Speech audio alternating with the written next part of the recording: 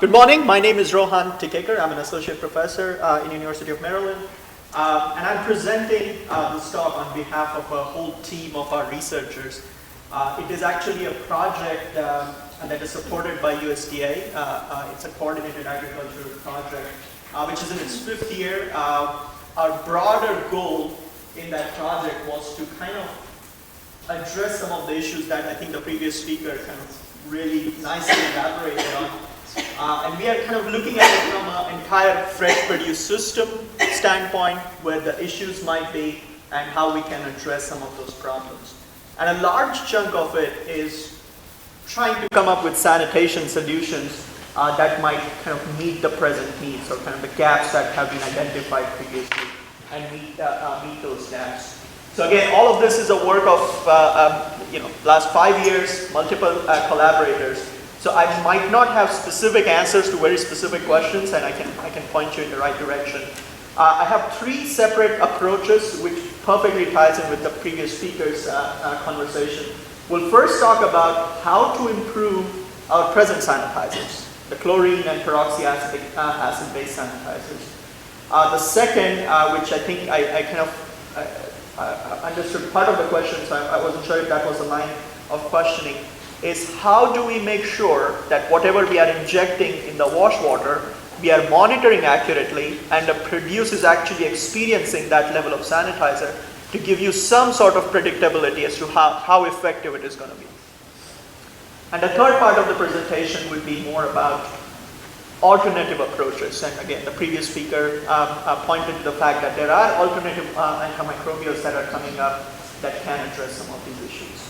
So these are kind of early stage technologies, I would say. The first couple of them are much more advanced, and we are kind of now looking at regulatory perspectives and things like that. The third approach is a little bit more nascent, but again, we are very optimistic that it will come to fruition. On UC Davis side, Nitin, who is actually the PI of the project,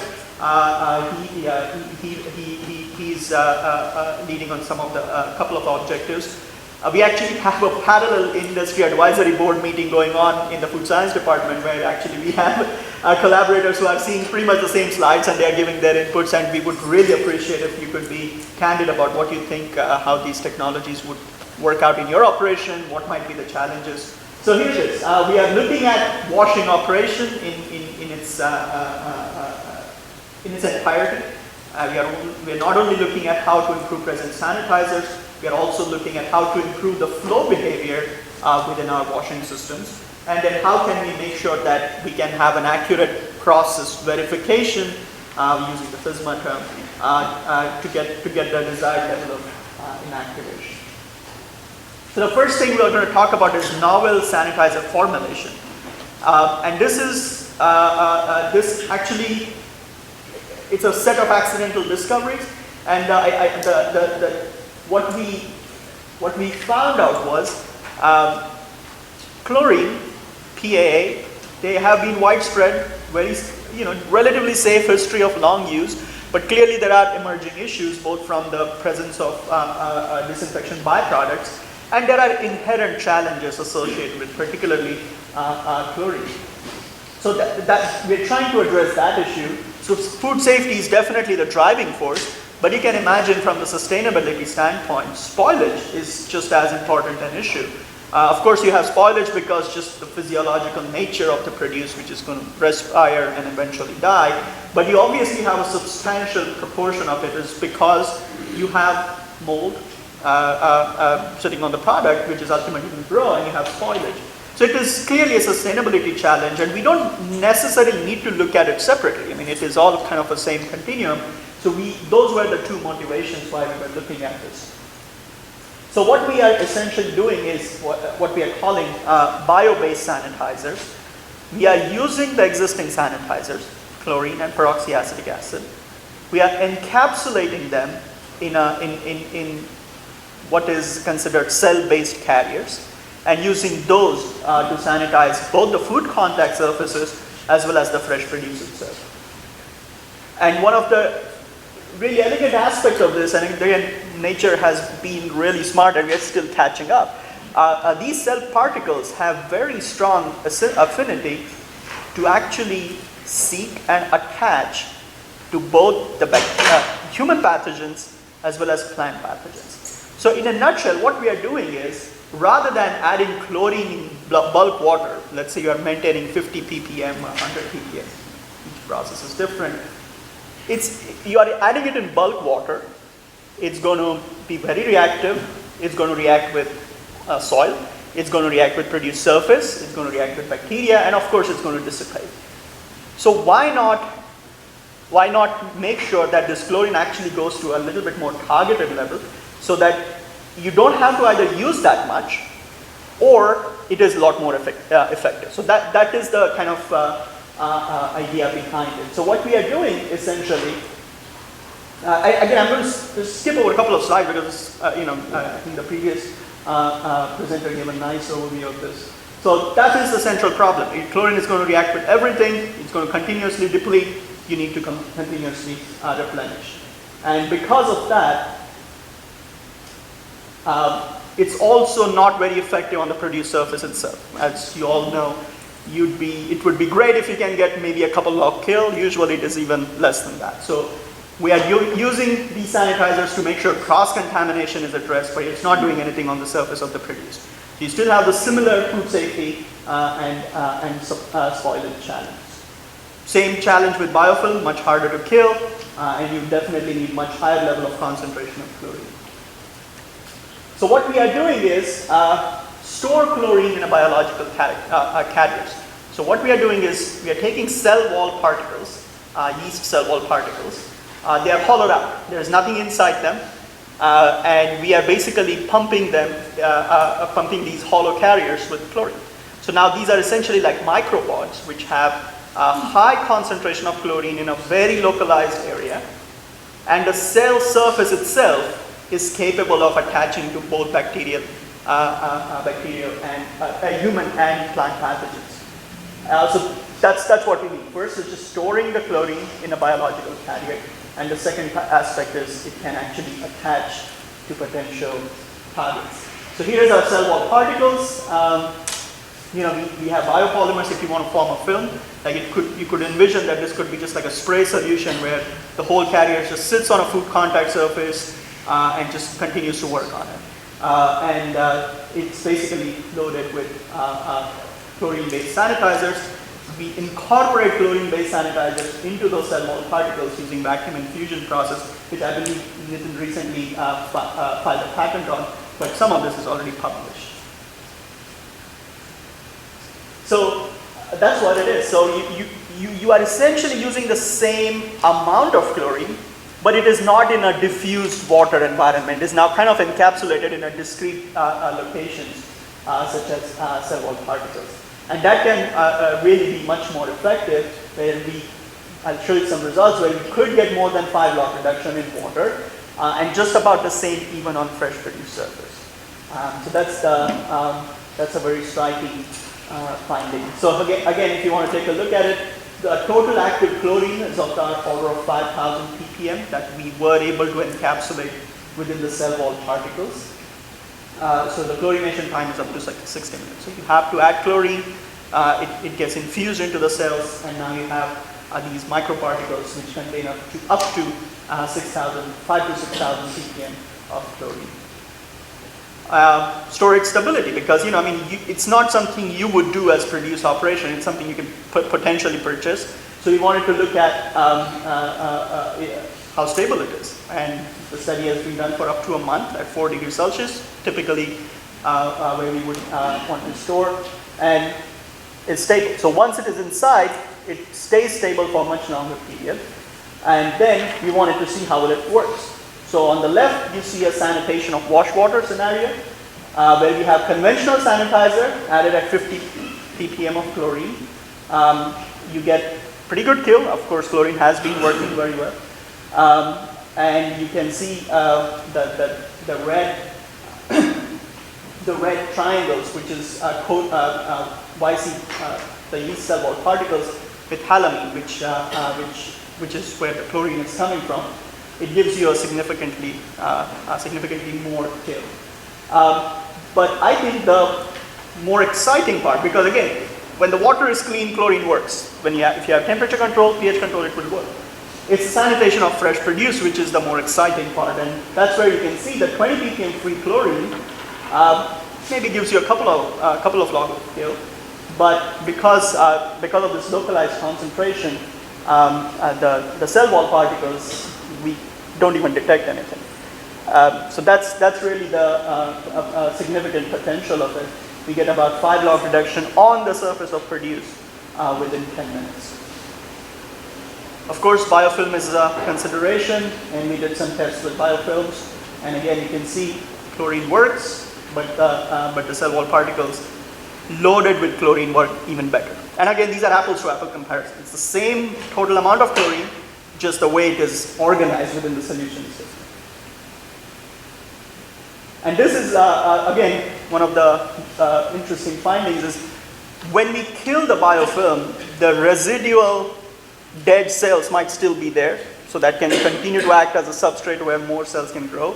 And this is something I don't think we understand why that is the case, but when we use it with cell wall particles, we actually physically remove the biofilm, which is, again, we probably want to do more research as to why that is the case, but that's again a significant benefit, that it's not only killing the biofilm, it's actually physically removing it. So again, we started out with chlorine with the idea that it was so widespread use, and if you can just tweak it right, it might be far more effective. But it's a technology platform essentially. You could potentially see perhaps a PAA added to it, and some of the novel antimicrobials also added to it. Produce is just to start. We could envision this being used for seafood applications, meat and poultry applications, edible coatings. Again, regulatory consideration is where we are at, like how this is going to play out. But again, we foresee these as our applications. How do you apply it? Like on a lettuce line or something like that? How would that work? Would you spray it on it? Yeah. So we are looking no flume, just kind of having it going down a trough and spraying it. It could be done both ways. You could add the particles suspended in water, and it would be like a concentrated solution which you can add to flume wash. The other is you create a formulation where you kind of have a quick drying spray, and then you can put it on food contact surfaces. So let's say it's a produce line where you're chopping vegetables, and your sanitation period is like 6 hours. Between sanitation. So you could, in the meanwhile, you could just spray the spill and so continuously sanitize. So it's a better cross-contact prevention strategy. And again, we are open to other ways of delivery, but these 2 ways we thought would be useful. So is there an activation time, or is it like immediately, like you have to leave it on the product for a certain amount of time for it to start reacting? So again, some of these are lab tests, so I don't exactly know the number, but it is of the order of less than 10 minutes. Wash water is instantaneous. Produce, I know it is of the order of a couple of minutes, which again, it's not meant to replace washing, but it might be an additional risk reduction strategy, maybe during storage, transportation, and things like that. And again, we kind of tested in a very conservative test, so in fact he has already the stationary phase, which is harder to fail. So again, it waves, but it is of that order. It's a few minutes. Any other questions? Because I'm kind of going to jump between 3 different strategies. So if you have any questions on this, I can address now and then move on to the next one. Okay. I'm wondering why you choose 20 ppm free chlorine as the standard here, because it seems that it's not that much. Then if it satisfy the 90s, like 50 or 74, or it seems to me kind of a good result, and then kind of confusing. Right, absolutely, yeah. I mean, and again, it's one proof of concept experiment. What we envision, whether it's 20 ppm or 50 ppm, we're still using the same absolute amount of chlorine.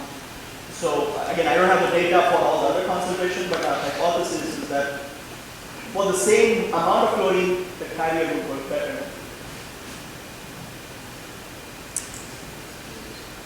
All right. So we'll move on to the next one, which is process verification and validation. And again, in the previous presentation, we talked about dosing of both chlorine and PA, measuring it, and how much variability there can be, right? I mean, you have organic matter, so chlorine is going to dissipate. So let's say you have a plume wash, you are measuring chlorine at one location, maybe 100 feet down the line, the chlorine concentration is slightly different. Another aspect is you have the flow behavior itself makes for variation in chlorine concentration, and part of our study was that chlorine is heavier than water, so it may not homogeneously distribute itself in the wash system. So you have kind of local gradient in chlorine.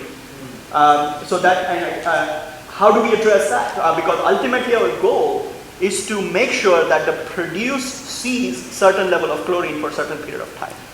So yes, it's a great start to measure chlorine, but it would be great if we can actually see what the produce experienced.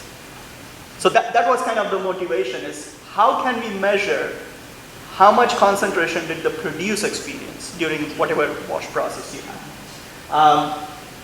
And that might be a great way to say that, okay, batch after batch, a sample produced saw 5 ppm chlorine for X amount of time, could be your record keeping tool in addition to actually measuring chlorine concentration as well. Again, I'm not going to go over this, we kind of talked about it earlier. And I'm going to jump straight into what the strategy is. So we know, previous speaker talked about how chlorine works. It's an oxidizer, it permeates the cell wall, it oxidizes the DNA, it oxidizes the enzymes, and just a whole bunch of signatures it leaves. So the hypothesis was, why not isolate these DNAs or enzymes, encapsulate them, so kind of make a cell ghost, which is not actual cell, but cell ghost which is embedded with these molecules, and you can actually monitor what they experience. It's much easier to do that. And that's kind of the strategy behind that. So we basically again use these markers, the DNAs and the enzymes, to make sure you measure what they experience, and then you can potentially account for the chlorine variability. So again, it's a little bit more kind of under development sort of work, but that's the vision, that you would have these kind of these are not inanimate, these are not living cells, but these are just kind of at that scale. It's a 1 micron pod which has dead DNA molecules or sulfur-containing amino acids or things like that, which are affected by the sanitizers, the chlorine and PAA. You stick it onto the produce, track it during your washing operation, peel it off at the end of washing operation, measure what happened to those molecules, and back calculate what was the level of chlorine that was experienced. So that's kind of the idea here. With again, of course, the needs from the business are, it should be an edible material, that's a given. It should be non-living. It should be cost effective. It's a line monitoring, so it can't be hours long. It should be a few minutes at a time. It should be able to predict sanitizer concentration as well as microbial inactivation. Should be easy to use, portable. Line worker should be able to just click a button and work on it, and again, ease of use. That's kind of the. So this is again something we get when we talk to our industry partners. They tell these are our requirements, and that's kind of feeds back into what we do.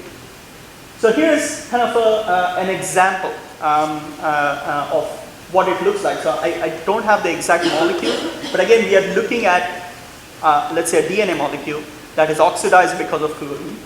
You measure that oxidation using a rapid hyperspectral imaging or spectroscopic analysis, which actually it's an IR spectroscopy. Cheap equipment, already available, we are not inventing anything there. And basically go back and calculate what is the level of chlorine that is necessary to get that level of damage. So that's the concept here. And you can see there is significant clustering at 0 ppm versus 2 ppm versus 5 ppm versus 10 and 15. So that means the compound is able to decipher between these concentrations, and that's a fairly narrow range. So that's a positive news. So just going back, you would expect that measured chlorine concentration should match with predicted chlorine concentration. And you can see the blue line is the calibrated one and the validated one, where we actually ran the experiment and showed that to be the case. So they tend to have some variability, of course, but tend to overlay pretty well. So we could very easily measure the amount of chlorine experience between 0 and 15 ppm. With our ultimate goal is to see how much inactivation that would lead. So this would kind of form the background data set where you can, based on the chlorine levels, you can predict what is the level of microbial inactivation you would get in that system. So again, there is some variability, but again, there is a very good prediction accuracy. So our ultimate goal is, you have a cartoon of a spinach leaf with these sensors stuck on them. And you could just run it as a test solution, collect the leaf, peel off the samples, measure the spectra, and go back and calculate what is the level of chlorine that it experienced. So this is the experiment that it was actually done, stuck to the leaf, and again the prediction holds. So you're not only doing it in wash water, you're actually doing it on the surface of the produce. So that's what spinach leaf experienced as it went through the wash process. So just to kind of give you a perspective on the experiment, this is done at a very small scale, 100 milliliter beaker or maybe 500 milliliter beaker. With 50 ppm of free chlorine available, we attach these sensors onto the surface of the spinach and then run the experiment. So again, you can see you would expect even in a setup like this, because just the way the leaves are swirling, each leaf might be experiencing a slightly different chlorine concentration. And you can actually, you can start to see that it has the sensitivity to decipher within a few ppm. Again, this is of course a very controlled environment, but there's potential. It can detect the range of chlorine you can envision to see in your washing operation. Again, all of these would be highly variable depending on what kind of wash operation you're using. Higher the mixing, narrower is going to be the chlorine distribution. But this is just a stir bar in a beaker kind of an experiment. But it seems to show that it does have that potential. So our goal is to have something like this. You have these encapsulated or immobilized surrogates, which are basically just free-flowing powder with these molecules encapsulated in it. You put it in the washing system or attach it onto the produce surface, collect them at the end of washing operation, and within 10 minutes you will know whether that batch saw the level of chlorine you thought it should see and what might be the corresponding level of inactivation. And in the background it's going to run all of that. So what you need is that sachet of chemicals and a portable infrared spectrometer, which already is available. So that's a positive news. So we are only focusing on developing the sensor, not on the IR spectroscopy. That's a widely established technique. With ultimate goal that you could say that it saw 8.6 ppm of chlorine, potential bacterial reduction of 5 to 6 log, in this case 6 log, and whether it is valid or not. So it kind of reduces a lot of operational load. You just have to measure it, and it can probably tie into your electronic record. So that's our second approach, and I'll stop here and see if you have any questions about that. Yeah. Yeah. On the biopolymers that you are working with, which one have you tried on? Right. So I'm not sure if I can divulge that. All I can divulge that is they are food grade. They are already approved for contamination. For example, alginates or? That is one that you try. Yes, for sure. Can you repeat? Oh, the question was the biopolymers that we were looking at to kind of create a spray applications. What were the biopolymers that have been used? So I said I don't know the exact names, but I know alginate was one of them I tried. What I do know is they're already FDA grade, FDA GRAS grade.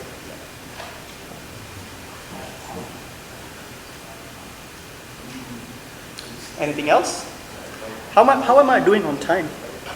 I know I'm between you and lunch, so I want to be cognizant of your time. So I just have about 5 minutes, so I'll quickly talk about the third aspect, which is the emerging antimicrobials. And this is where, again, it's a technology platform. I'll only give you a few examples where we thought it works. And again, this is a collaboration. A lot of these studies were done in my lab in Maryland, as well as many of them in UC Davis. So here's, again, an idea that captures what we intend to do. So what we did in this case, it's a box. We put spinach in there, and we use ultrasound diffuser. It's the one that we use for aromatherapy or humidification in the rooms. It's just that. It's a $50 equipment. But what it is doing is it's aerosolizing curcumin, which is an active ingredient in turmeric. So it's GRAS status. And because of ultrasound treatment, it actually is being deposited onto the surface of produce as fine droplets. It's a fine mist that is depositing onto the surface. And that blue rod that you see on top is the UVA light. What it is doing is, curcumin is, again, it's well known in the literature, it's a photosensitizer. That means if you shine light on this molecule, it gets excited. It produces ROS, reactive oxygen species, which was talked about earlier, which accelerates microbial inactivation. So we are using two fairly, again, curcumin is already GRAS status. UVA light, it's part of your fluorescent light spectrum. It's part of sunlight. But it's that synergistic interaction that is able to give us microbial inactivation, both in water as well as on the fresh produce surface. So again, I don't want to talk a whole lot about data, but generally speaking, we get anywhere between 2 to 4 log kill. It's not meant to replace wash process because again, the inactivation happens over a few minutes, but it could be, again, it could be used for washing operation. Again, it needs to be tweaked a little bit better, but you can think of it as a risk reduction strategy during storage, transportation, and things like that.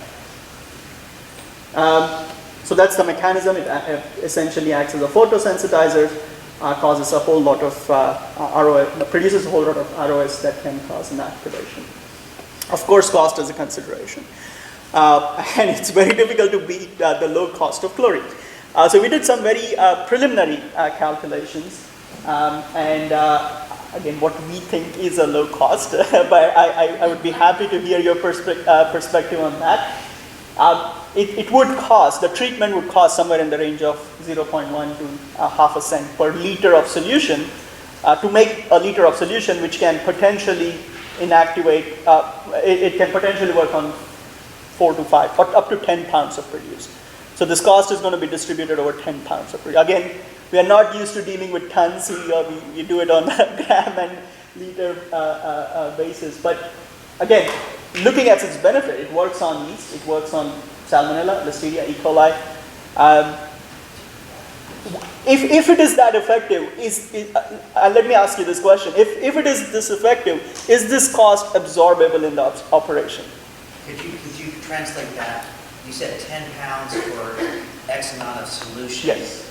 So what is the cost of that solution? Just ballpark figure? That's the cost. 0.1 to 0.5 cents per liter of solution, which you can use on 10 pounds of produce. So this costs per 10 pound of produce. Okay, so you're saying half a cent or less for 10 pounds. Yeah.